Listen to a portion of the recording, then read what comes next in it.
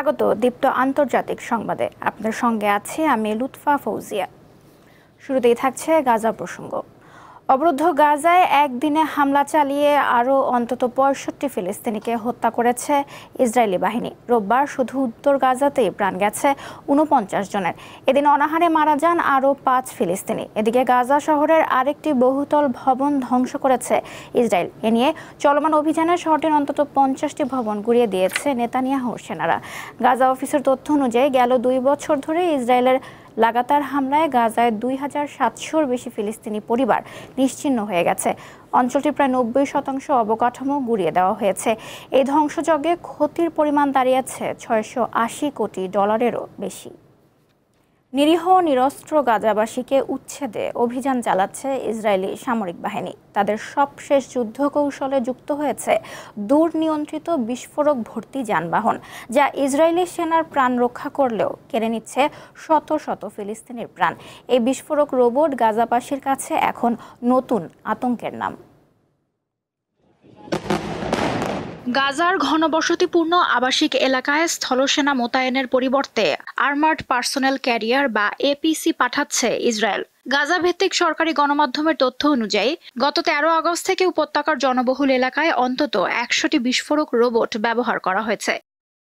টনের পর টন বিস্ফোরক ভর্তি এপিসিগুলো দূর থেকে নিয়ন্ত্রণ করে নির্দিষ্ট স্থানে পাঠিয়ে বিস্ফোরণ ঘটানো হয়। এতে ব্যাপক ধ্বংসযজ্ঞ ঘটে।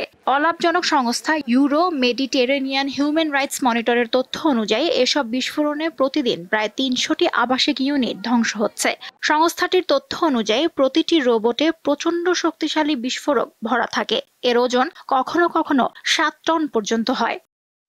এই রোবটগুলোর ব্যবহার গাজা নগরীর উত্তর, পূর্ব ও দক্ষিণের এলাকাগুলোয় বেশি হয়ে আসছে। এর মধ্যে রয়েছে জাবালিয়া, আল জৈতুন, আল সাবরা, সুজাইয়া ও আল তুফা। ইউরোমেড মনিটর বলছে এসব রোবট এমন গতিতে ব্যবহার করা হচ্ছে যা গাজা নগরীকে মানচিত্র থেকে মুছে ফেলার কৌশলের ইঙ্গিত দেয়। সংস্থাটি আরও জানায়, বর্তমান গতিধারা চলতে থাকলে ২ মাসের মধ্যে নগরীর বাকি অংশ ধ্বংস হয়ে যেতে পারে। ইসরায়েলের সংবাদ মাধ্যম ওয়ালা জানিয়েছে, সাম্প্রতিক সপ্তাহগুলোতে সামরিক বাহিনী বিস্ফোরক রোবটের ব্যবহার ৩ গুণ বাড়িয়েছে। খবরে বলা হয়, গাজায় আরও শত শত রোবট পাঠানো হচ্ছে।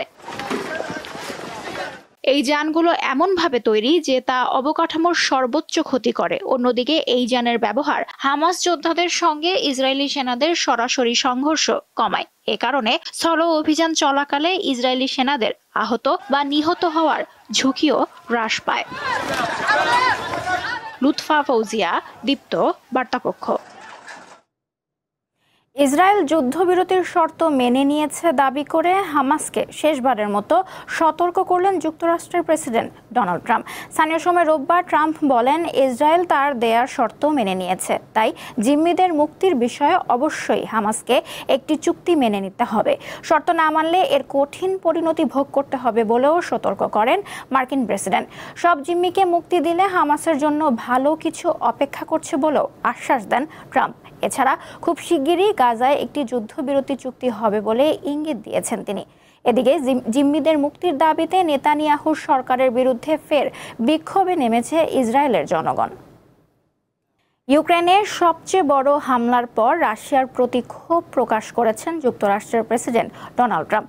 রাশিয়ার অর্থনীতি ধ্বংস করতে আরও কঠোর নিষেধাজ্ঞার ইঙ্গিত দিয়েছেন তিনি।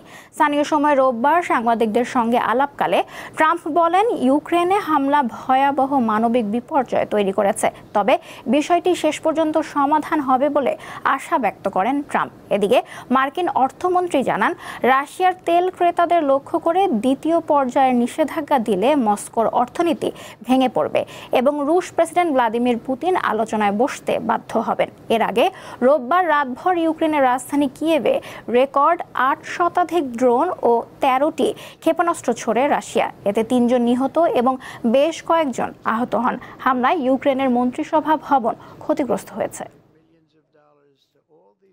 যুক্তরাষ্ট্রের জর্জিয়া অঙ্গরাজ্যের গাড়ি নির্মাতা প্রতিষ্ঠান হুন্ডাইয়ের একটি কারখানায় অভিযান চালিয়ে কয়েকশো দক্ষিণ কোরীয় নাগরিককে আটক করা হয়েছে।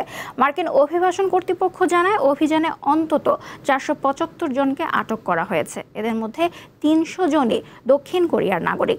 আটককৃতরা সবাই অবৈধভাবে ওই কারখানায় কাজ করছিল বলে অভিযোগ মার্কিন কর্তৃপক্ষের। ট্রাম্প দ্বিতীয় মেয়াদে প্রেসিডেন্ট হওয়ার পর এটি ছিল কোনো কর্মক্ষেত্রে করা সবচেয়ে বড় অভিযান। এ ঘটনার পর সিউলে জরুরি বৈঠক করেছে দক্ষিণ কোরিয়ার সরকার। দেশটির কর্তৃপক্ষ জানায় আটক প্রবাসীদের মুক্তির দাবি ও ঘটনাটির কূটনৈতিক সমাধান খুঁজতে দ্রুত পদক্ষেপ নেওয়া হচ্ছে। নাগরিকদের অধিকারের প্রতি শ্রদ্ধাশীল থাকতে যুক্তরাষ্ট্রের সরকারের প্রতি আহ্বান জানায় দক্ষিণ কোরিয়া কর্তৃপক্ষ।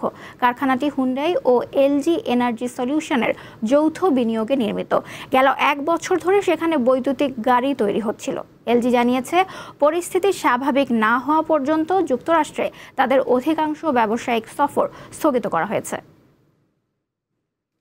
অস্ট্রেলিয়ায় বিষাক্ত মাশরুম খাইয়ে 3 জনকে হত্যার ঘটনায় দোষী সাব্যস্ত এরিন পেটারসনের বিরুদ্ধে যাবজ্জীবন কারাদণ্ড ঘোষণা করা হয়েছে। স্থানীয় সময় সোমবার মেলবোর্নের একটি আদালত এই রায় ঘোষণা করে। বিচারক জানান অভিযুক্ত প্যাটারসনের 33 বছরের আগে প্যারোলে মুক্তি পাওয়ার কোনো সুযোগ নেই। গত জুলাই মাসে 50 বছর বয়সী প্যাটারসনকে 3টি হত্যাকাণ্ডের দায়ে দোষী সাব্যস্ত করা হয়। তিনি 2023 সালে তার শ্বশুর শাশুড়ি এবং স্বামীর খালাকে নিজ বাড়িতে ডেকে খাবারের সঙ্গে বিষাক্ত মাশরুম মিশিয়ে খাওয়ান। ওই ঘটনায় শ্বশুর শাশুড়ি এবং স্বামীর খালা মারা যান। তবে এই হত্যাকাণ্ডের মূল উদ্দেশ্য কী ছিল তা এখনও জানা যায়নি। ইন্দোনেশিয়ায় ঈদে মিলাদুন্নবীর অনুষ্ঠান চলাকালে একটি ভবন ধসে অন্তত 4 জন নিহত হয়েছেন। আহত হন আরও অনেকে। স্থানীয় সময় রোববার দেশটির জাভা দ্বীপের বগর জেলায় এ ঘটনা ঘটে। স্থানীয় দুর্যোগ ব্যবস্থাপনা সংস্থা জানায় মহানবী হজরত মুহাম্মদ সাল্লাল্লাহু আলাইহি সাল্লামের জন্মবার্ষিকী উপলক্ষে একটি কমিউনিটি হলে কুরআন তেলাওয়াতের জন্য জড়ো হন অসংখ্য মানুষ। এ সময় হঠাৎ ভবনটি ধসে পড়ে। ভবনটিতে অবস্থানরত অধিকাংশই নারী ছিলেন বলে জানিয়েছে স্থানীয়রা। ঘটনার পর দ্রুত উদ্ধার কাজ শুরু করে আহতদের হাসপাতালে পাঠানো হয়। স্থানীয় কর্তৃপক্ষ জানায় অতিরিক্ত ভিড়ের কারণে এই দুর্ঘটনা ঘটে। আফ্রিকার দেশ সেনেগালে স্বামীদের জন্য বিশেষ স্কুল চালু করেছে জাতিসংঘ। স্কুল ফর হাজব্যান্ড নামের ব্যতিক্রমে এই স্কুলে শেখানো হয় কিভাবে একজন পুরুষ ভালো স্বামী হতে পারেন। আফ্রিকায় নারী অধিকার নিয়ে সচেতনতা বৃদ্ধি এবং মাতৃ ও শিশু মৃত্যুর উচ্চ হার কমাতে এই উদ্যোগ নিয়েছে জাতিসংঘ।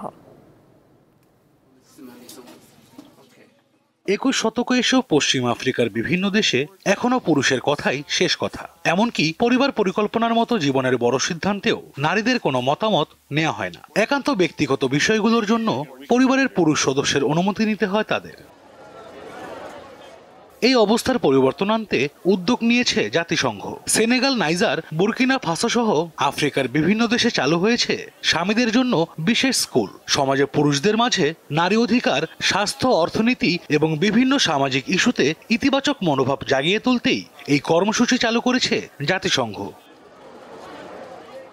সংশ্লিষ্ট কর্মকর্তারা জানান এই স্কুলে স্বামীদের শেখানো হয় কিভাবে তারা ভালো জীবনসঙ্গী হতে পারেন, যেমন গৃহস্থলী কাজে স্ত্রীকে সহায়তা করা, পরিবারের সদস্যদের স্বাস্থ্য সুরক্ষায় ভূমিকা রাখা সহ অনেক কিছু।